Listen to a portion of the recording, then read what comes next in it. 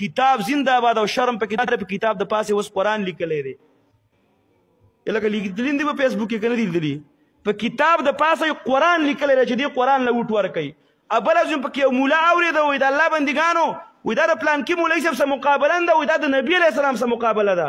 العیاذ بالله هلکه نو وغواړه که نه دنیا د نورې غواړي خو قرآن خو مه ډال کوه که نه او القرآن فی لیکلی دی زمونږ سوال دا دی چې غیر قرآن ته قرآن ویل دا کفر دی که اسلام دی تاسو یې وایي رونو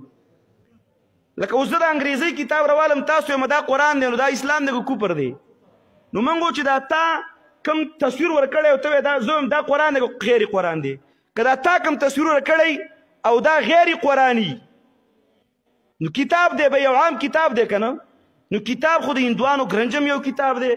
د عیسایانو غم یو کتاب دی نو کم کتاب له تعین خو راته وکړه چا له وټ ورکړه څه شي له او که دا غیر قرآن دی او ته ورته قرآن وایې نو غیر قرآن ته قرآن ویل سړی څه کېږي لکه کافر کېږي او که بیا دا قرآن دی او تا ورته ووایې نو یو خو قرآن وټ نه غواړي وټونه لکه قرآن خدا وایي ان اتلو القرآن پیغمبر دی وایي زما کار دا دی چې زه به قرآن ولولم قرآن کریم لیدبروا آیاتی قرآن الله د سوچ دپاره رالیږلی دی قرآن الله تعالی د دې دپاره نه دی رالیږلی چې قرآن وټونه غواړي قرآن دې الله رالیږلی دی لتحکم بین الناس فیصلې پرې وکړه په چنو تصویرونه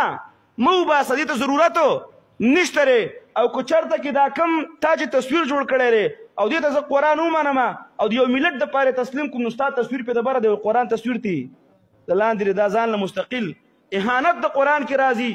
دا د امارات الکفر نه ده او بعض علما کرام وایي چې یکفر او یکفر یا دا سړی کافر شوی دی یا به د نسبت د کفر کېږي لکه د اسلام نه د لوبو ګوډاګیا جوړول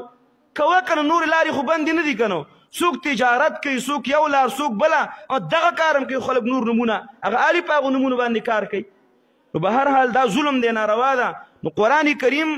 او زمونږ د شریعت په نظر کې دا چې څوک مشري تمه لري نو هغه نه ورکوي الا ولا دا چې هغه یې غواړي